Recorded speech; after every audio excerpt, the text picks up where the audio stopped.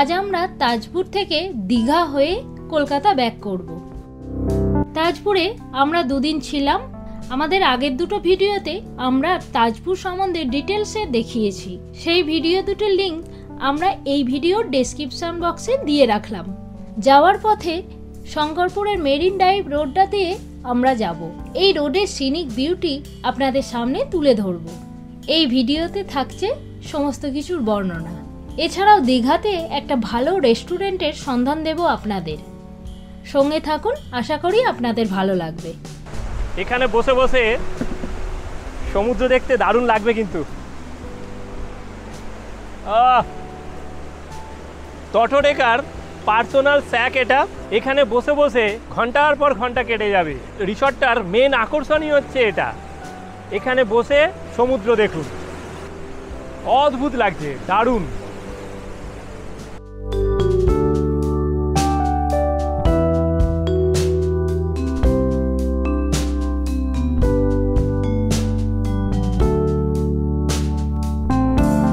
আমরা এখানে নিয়ে নিলাম বাটার টোস্ট এবং হচ্ছে এগ টোস্ট। সকালবেলা বাটার টোস্ট খাচ্ছি ব্রেকফাস্টে। সঙ্গে রয়েছে চা। স্যাকে বসে বসে মিনি গোয়ার ফিলিংসটা পাচ্ছি, দারুণ লাগছে কিন্তু। আমাদের এই ওয়েস্ট বেঙ্গলের তাজপুরে যে এত ভালো একটা জায়গা রয়েছে আগে ঠিক বুঝতে পারিনি। এখানে আসার পরে বুঝতে পারলাম। আমরা বেড়াতে যাওয়া বলতেই বুঝি দীপুদা। না, দীপুদা মানে কারোর নাম নয়, দীঘা, পুরী আর দার্জিলিং। তো এই দীঘার মন্দারমণির মাঝেই রয়েছে তাজপুর। আপনারা আসুন একবার দেখুন, এখানে মজাটাই আলাদা। দীঘাতে তো এখন প্রচুর পরিমাণে ঘিঞ্জি হয়ে গেছে, অনেক লোকজন বেড়ে গেছে। তারপরে পুরীর জগন্নাথের মতো মন্দির উদ্বোধন হচ্ছে, তো সুতরাং ওখানে ক্রাউডেড, অনেক ক্রাউডেড। দেখে নিন একবার, ঠিক পাশেই রয়েছে।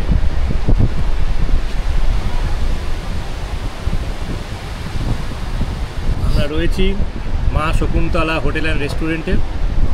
হোটেলটা বেশ ভালো হোটেল। আপনারা আসলে এই হোটেলে অবশ্যই লাঞ্চ, ডিনার, ব্রেকফাস্ট করতে পারেন, কোনো অসুবিধা নেই। বেশ ভালো, ব্যক্তির ব্যবহার যথেষ্ট ভালো।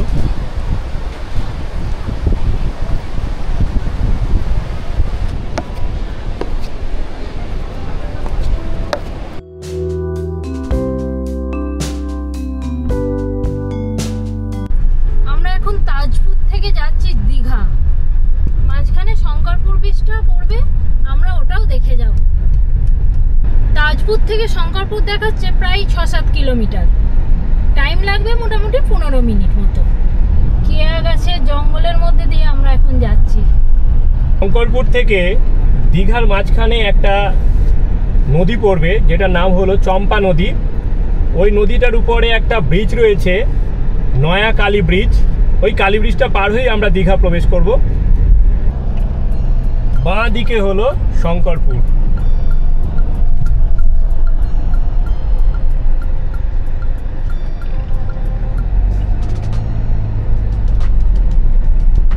শঙ্করপুর সি বিচ রোড সামনেই আসছে।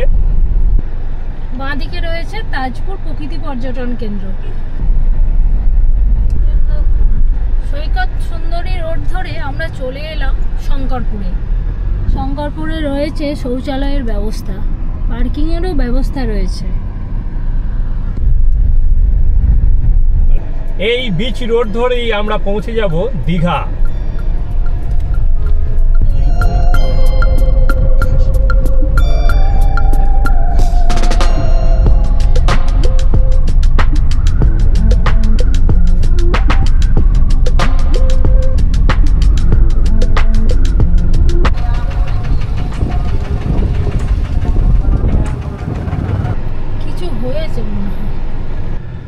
এখানে একটু জ্যাম হচ্ছে।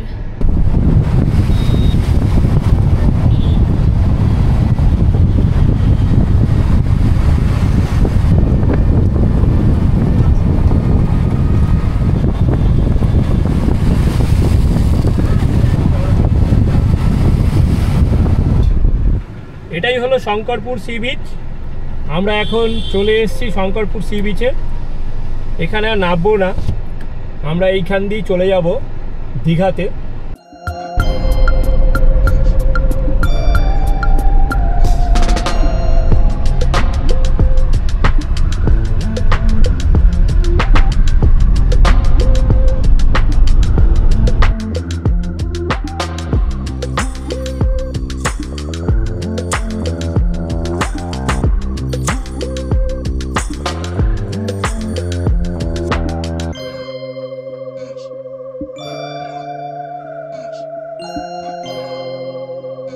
এই আমরা এখন শঙ্করপুর সি বিচে দাঁড়িয়ে আছি।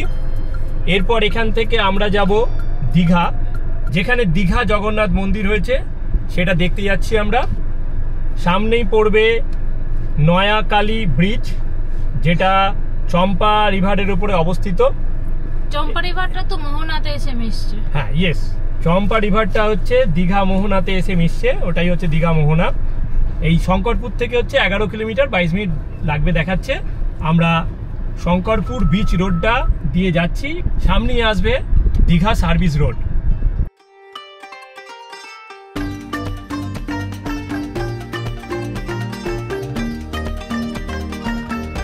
শঙ্করপুর বিচ বাজারের মধ্যে দিয়ে আমরা এখন যাচ্ছি। তাজপুর থেকে আমরা শঙ্করপুর হয়ে যাচ্ছি দীঘা। টাকা পয়সা নিচ্ছে নাকি? টাকা নিচ্ছে। কি ব্যাপার রে? পিছনে দেখ, লোকাল থেকে নে, পিছনে দেখ। কি মুশকিল। আরে কি ব্যাপার? অদ্ভুত। না না, কি দরকার? সবাই পিছনে বলছে। কি জোর জবরদস্তি নাকি? চল যাব, দেরি হচ্ছে। কি ব্যাপার? কেন, কি দরকার? অদ্ভুত তো। শঙ্করপুরের বীজ বাজারটা পার হয়ে দীঘা যাওয়ার পথেই শুরু হয়ে গেছে বেশ কয়েকটা জায়গায় জুলুমবাজি। জোর করে এরা চাঁদা আদায় করছে।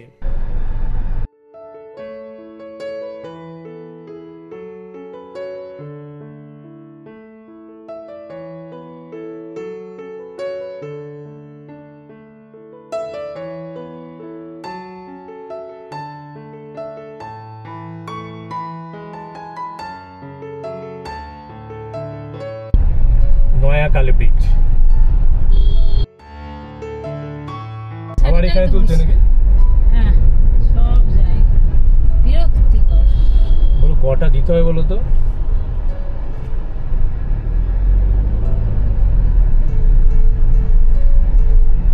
হাজার ঘন্টা, মানে টুরিস্ট দেখেই নেমে পড়েছে একটা করে ছোট ইয়ে করে।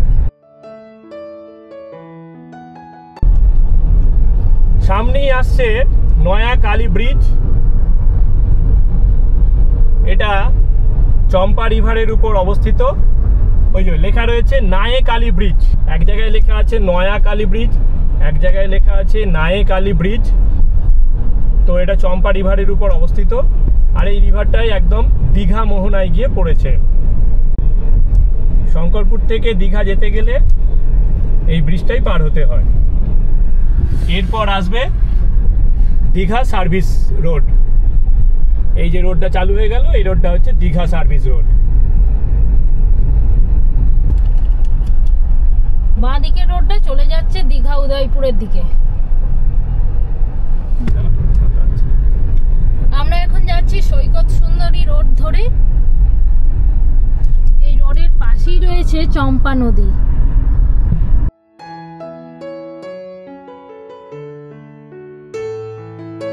এই নদীটাই সমুদ্রে গিয়ে মিশে দীঘার মোহনার সৃষ্টি করেছে।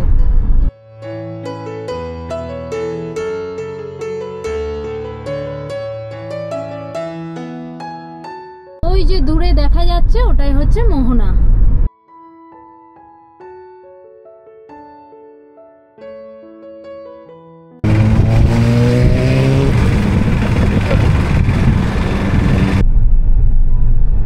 সারা রাস্তা জুড়ে এরকম বসার চেয়ার করা রয়েছে। শঙ্করপুর দিয়ে আমরা এবার দীঘা রুটে নামছি। সৈকত সুন্দরী রোড শেষ হলো, এবার আমরা নিউ দীঘা বা ওল্ড দীঘার দিকে যেতে হলে আমাদের এবার বাঁ দিকে যেতে হবে।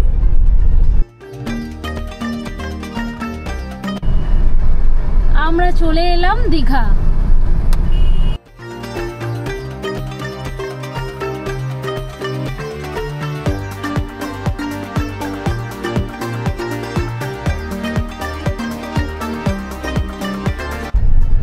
বাঁ দিকে চলে যাচ্ছে মোহনা। দীঘা মোহনা যেতে গেলে বাঁ দিকে রুটটা নিতে হবে।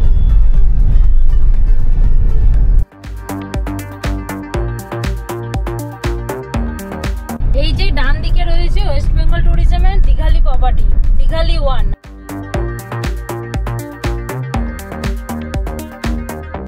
সামনে ওল্ড দীঘা সি বিচ, একদম খুব কাছেই এটা। দীঘালি 1 থেকে এই ওল্ড দীঘা সি বিচ হেঁটে জাস্ট 1 মিনিটের রাস্তা। এখানে পার্কিং এর ব্যবস্থা রয়েছে।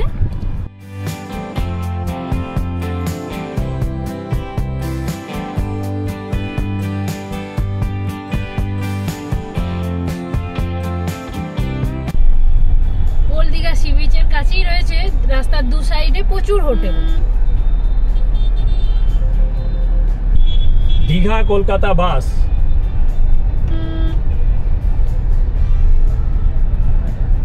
এই রুট দিয়ে যেতে হবে জগন্নাথ মন্দিরে।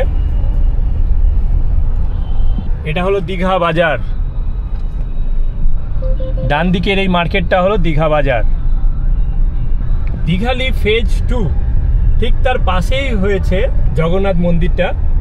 একদম পুরী জগন্নাথ মন্দিরের আদলে বানিয়েছে। এখান থেকে আর 5 minute, 1.4 kilometre. Digha police station, তারামায়ের মন্দির, দীঘা মেরিন অ্যাকোয়ারিয়াম সন্ধ্যে 6টা পর্যন্ত খোলা থাকে।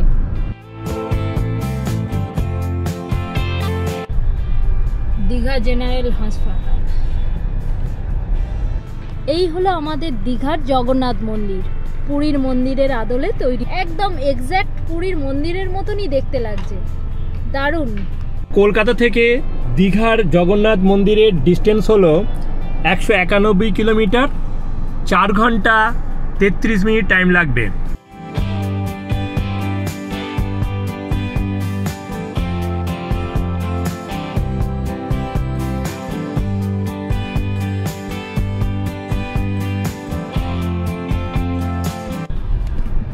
দীঘালি ফেজ 2 একদম পাশেই এটা অবস্থিত, দীঘার জগন্নাথ মন্দির। দীঘালি ফেজ 2-তে থাকলে আপনাদের এই মন্দিরটা অ্যাক্সেস করা খুব সুবিধা হবে।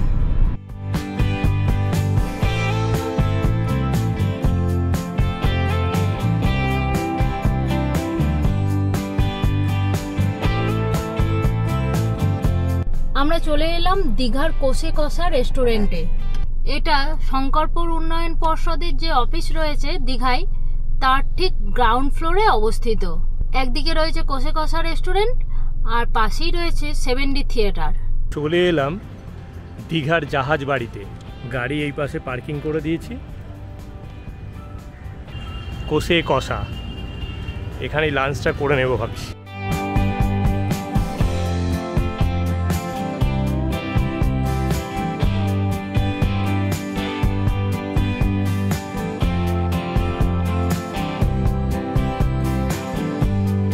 কোষে কষার মেনু কার্ড কলকাতাতেও রয়েছে, মোবাইল নাম্বারগুলো দেওয়া আছে।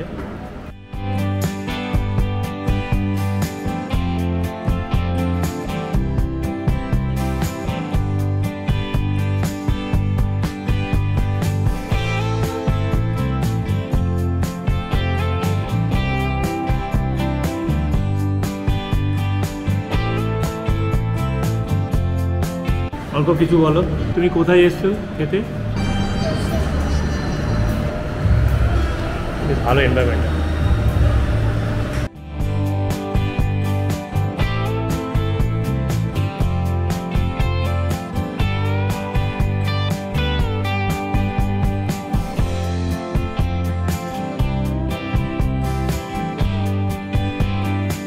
আমাদের স্পেশাল কি এখানে?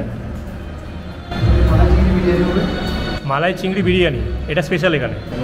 কোল্ড ড্রিঙ্কস, ওটা মশলা কোল্ড ড্রিঙ্কস হবে? মশলা হবে না, আচ্ছা, আপনাদের টাইমিং কেমন আছে? সকালে কেমন খোলে, কখন? সকালে 11টার সময় খোলে, আর রাত্রি? রাত্রে 11টা অবধি ওপেন, লাস্ট টাইমে 10:30। রাত্রি 10:30 পর্যন্ত অর্ডার নেওয়া হয়। একটা ফিশ ফ্রাই, ভেটকির যেটা, ওরা 2 পিস থাকবে তো, আর 2টো বাসন্তী পোলাও, একটা 4 পিসের মটন কষা, 2টো কোল্ড ড্রিঙ্কস।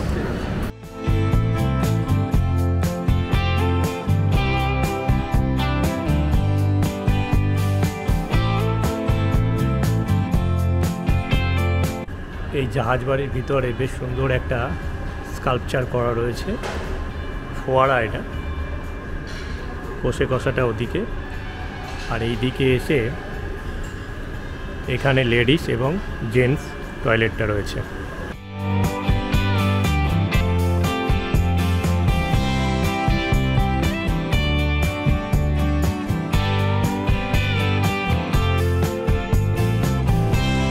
ফিশ পাঁপড়, এটা হলো কমপ্লিমেন্টারি। চলে এলো ভেটকি ফ্রাই, এটা 305 টাকা, 2 পিস আছে।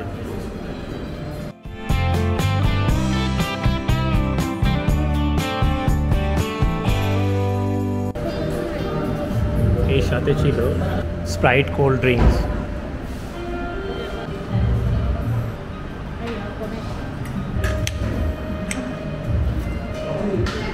খাচ্ছি ভেটকি ফিশ ফ্রাই, 2 পিস থাকে, 305। টেস্ট কিন্তু খুবই সুন্দর, কোটিংটাও কিন্তু খুব একটা বেশি নেই, একদম পর্যাপ্ত কোটিং আছে। ভেটকি মাছের সেন্ট বেরোচ্ছে একদম, কোয়ালিটি খুব ভালো। দীঘা শঙ্করপুর উন্নয়ন পর্ষদের অফিসের ঠিক নিচেই এটা অবস্থিত। কষে কষা, এটা হলো আমাদের স্টার্টার। এরপরে আসছে মেন কোর্স। এখন এখানে বসে লাঞ্চ করছি আমরা।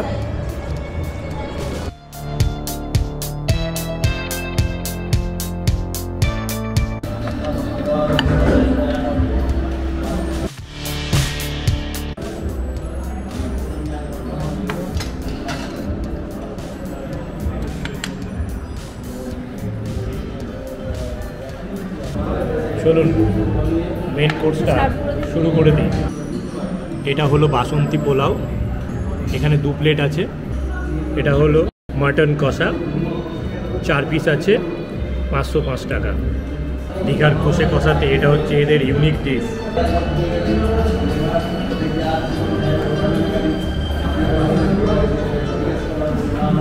একদম গরম গরম ভাব উঠছে।